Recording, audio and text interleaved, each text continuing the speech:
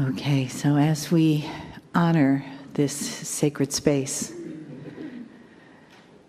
let us honor ourselves in the connection to the God within. For a few moments, just close your eyes. Take a breath in. And breathe that breath into that part of you that is the God inside. Breathe it into your heart. Breathe it into your cells. Let your whole body feel the acknowledgement of who you are, where you are. Feel the yes, I am. And take another breath.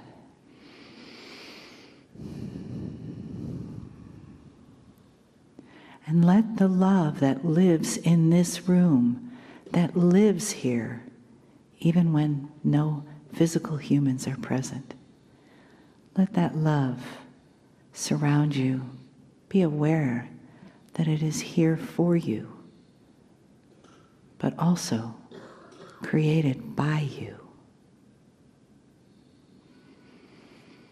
And outside these walls is more love, more consciousness of the one divine I am, of the light of the God within us.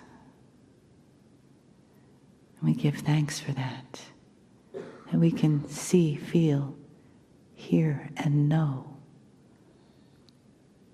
the God within us is reflected all around us and present right here in this holy room, in this moment, and in the messages from Kryon.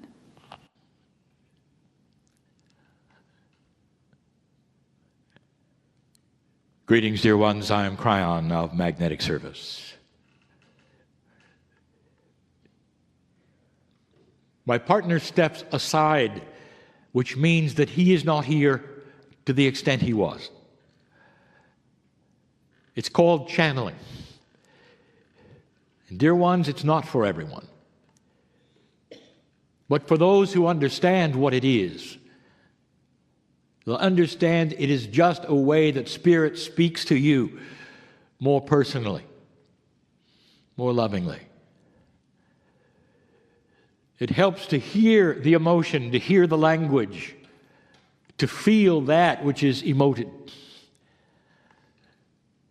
And it has been this way for centuries. I spoke of the fact that the indigenous knew of it and used it. I spoke of the fact that even those which you would call organized spiritual groups admitted it and used it at the right time. There has to be a way to speak to the creative source, because the creative source is part of you. It's a beautiful situation. My partner has brought me to sit in a chair in a place that is famous and renowned for one specific thing: the openness of God, the teaching, the compassion, the beauty, the benevolence of the Creator. To a place where people could come on a regular basis and enjoy just that. Hear messages from the masters, many of them.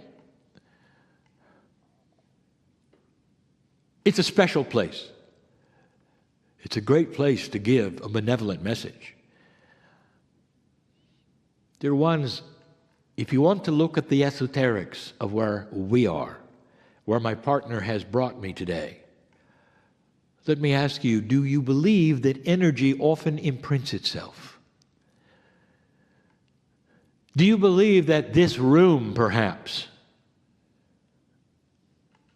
could tell stories to you if it had consciousness? And if so, what would it say? What would be the first thing the room would tell you? Let me talk to the room and interpret for you. It remembers when it was built. It remembers when the renovations occurred. But more than that, it remembers the consciousness of those who built it, the reasons.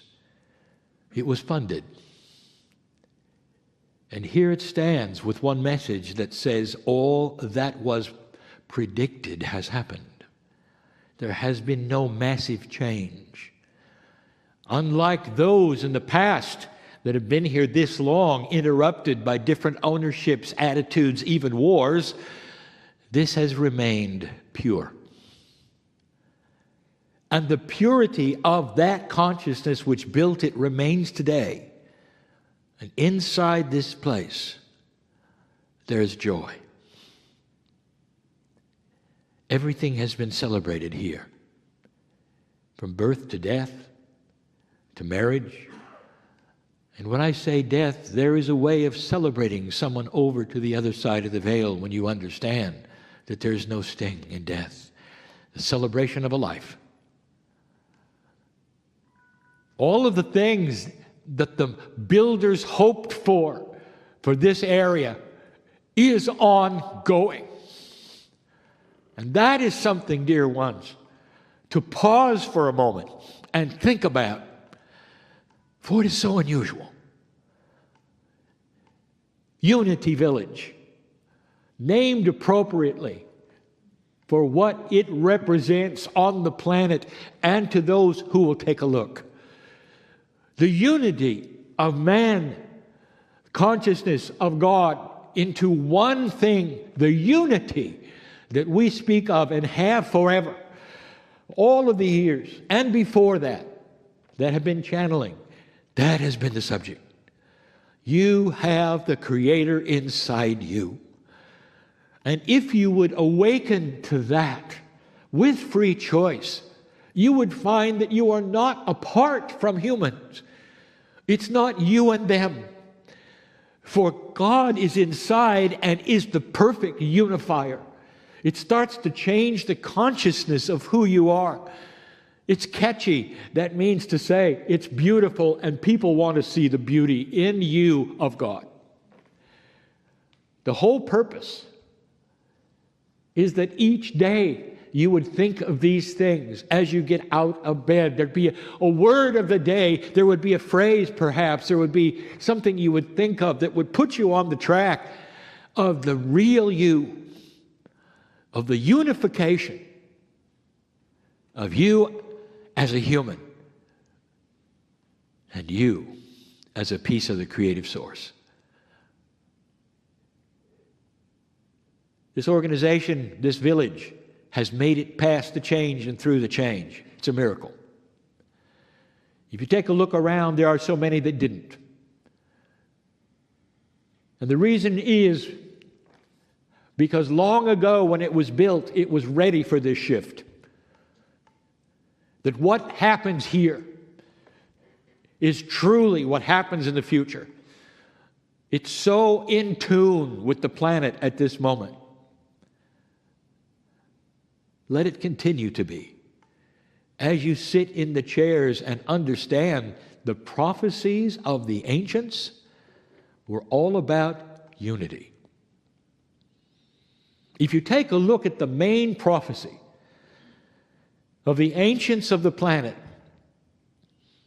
they told you of this, that on or about the time of the precession of the equinoxes, there would be massive shift or not. That you would have a duality of choice present. To end Earth as you know it, or to start a new Earth as you've known it. The prophecies of your land centered often around Armageddon, not making it past the year 2000, much less 2012. And you made it past both. The consciousness that has been developed since then is one that starts to shift human nature itself, and it talks about unity. If you look at the prophecy in its rawest form, you will see those who talk about the North getting together with the South. It's a metaphor.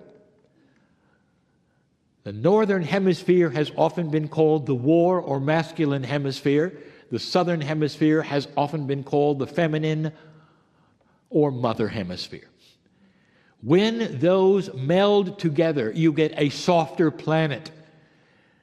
And neither definition is then appropriate, because they meld together and you get a softer planet that has the attributes of a mother. You get a planet that will not go to war. You get a planet of higher consciousness that starts to understand both aspects of masculine and feminine together. You start to return to the ancient histories. You start to study your Akash. That is the prophecy. And if I could give it any name at all,